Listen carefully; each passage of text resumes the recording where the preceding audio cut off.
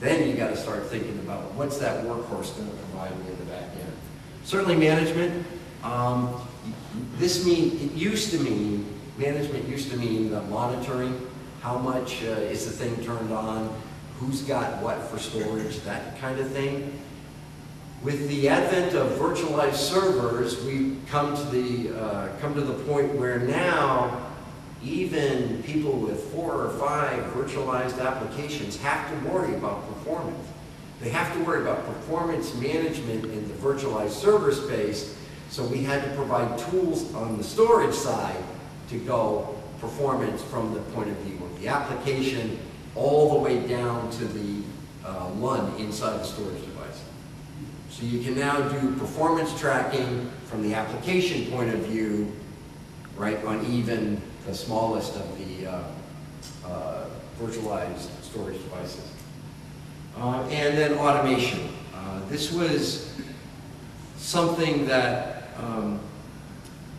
a lot of this, the automation stuff originated in the enterprise account world, where they were doing changes to their storage systems all the time. Like every day they were provisioning, they were adding. What we found was that with budget cuts and staff reductions and limits of all kinds of resources, we needed to bring in automation of common data center practices into the storage subsystem itself, right? So in order to help do that, there are techniques and tools, certainly wizards, but also things like templates that allow you to set up different service levels of storage types and devices inside the virtualized storage box, and you draw down from them as you go. So this is kind of like point and click, on-demand storage provisioning. Question? So these would be the 4 things that, beyond the integrity, physical operation, these are the 4 things people are looking at being able to do. And how does a particular storage subsystem meet those requirements becomes the point of discussion when you're looking at extending your data center. Please. Are you going to get into site replication between 2 sites in a production DR environment? I think I got one of those. Okay. Yeah. When we're talking about information availability, this is the point where we talked about on the right-hand side as you look at this. Those are different RAID types, different disk types. Again, it's all about the cost of ownership of information. You don't want to be running file systems that are provided for the convenience of the end users on the same level of storage or with speed of response time as your mission critical apps, right? So you need to be able to provide 2 different levels of cost for the cost of ownership for your end user. And then the issue is, what protocols do I want to use to attach this to? A lot of the things we learned about virtualized storage came out of the fiber channel business, where we were bringing in relatively large fiber channel directors. We were connecting them to storage and saying, how do we extend the number of hosts I can attach to a particular storage device through the use of fiber channel? When iSCSI became known and usable in the generic IT community, people immediately said, well, if I can take a router or a switch, IP switch, and make that my front end to a SAN, I can save a lot of money. I don't have to have HBAs, right, in my servers. I don't have to have these really expensive orange 2-tiered cables, right? I can save a lot of money in terms of cost of ownership. Question? Or a brocade switch necessarily between that. Yeah, we just did that. We did our with our. Yeah. Or a brocade switch. Yeah. Nobody knew how to configure. Yeah. Go figure. Yeah. So people said, okay, I've got this reliable, low cost of ownership connectivity methodology, right, that can be made into a SAN. It's a storage area network based on IP, right? Does your storage virtualization solution understand what's going on in that space, right? Can I take 4 or 5 different mount points, give them to 4 or 5 different servers against that switch, and get unique storage assigned to them? The answer is yes. What happened was we took what we learned in the fiber channel space and applied it to the IP SAN space. Okay, Now, these are scalable, certainly.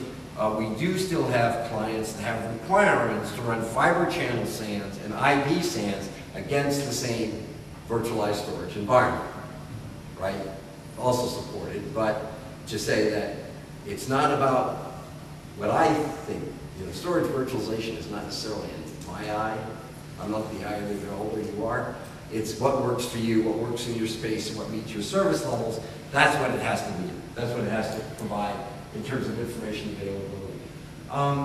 The RAID types, this is a disk drive thing about protection is provided to the host computer itself.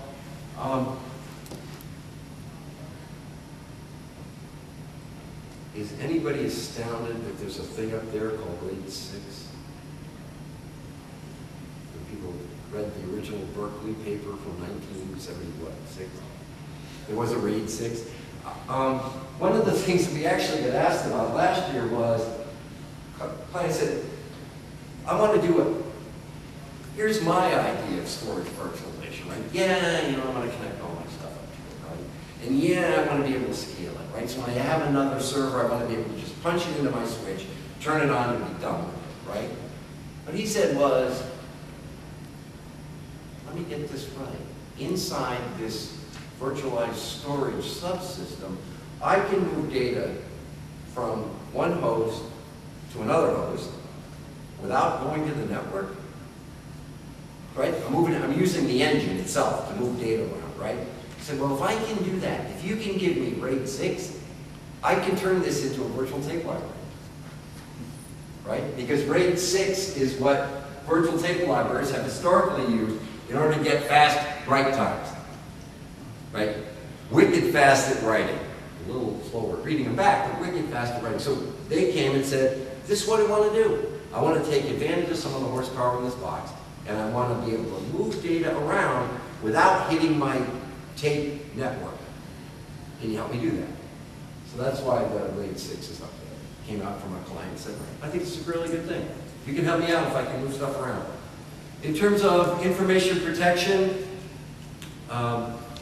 more and more in the virtualized space, people are saying, I need to do serverless and landless backups. Okay? A serverless backup is, I have a host. I'm going to make a replica of what data that host is attached to, and I'm going to back up that replica without a host. Okay? So what happens is the backup tools themselves understand what a Windows file system looks like, what a Linux file system looks like, right? And so it'll say, okay, if you tell me what that thing is, I'm the backup host. If you tell me what that thing is, I can identify it, I can attach to it, I can move the data. Okay? All this can now happen inside the storage, the virtualized storage systems, if they know about the backup tools. Right? So there's been a fair amount of work in the last couple of years to extend those capabilities into the virtualized space, so that you can do it at the level of a VM, as opposed to at the level of a Windows system. Gentleman asked about disaster recovery. If you look at the disaster recovery market, you got a bunch of choices today that we didn't have once upon a time, because transferring data over IP in an enterprise environment couldn't cut it. It was just not enough pipe and too much data. So we were dependent on basically 5 dedicated fiber channel links running from one storage system to another storage subsystem, and they were limited at 100 miles, rough numbers, but that's actually not quite correct. It's 120 kilometers was the actual measure, right? So it was the only way we could guarantee right consistent data sets in the second data center.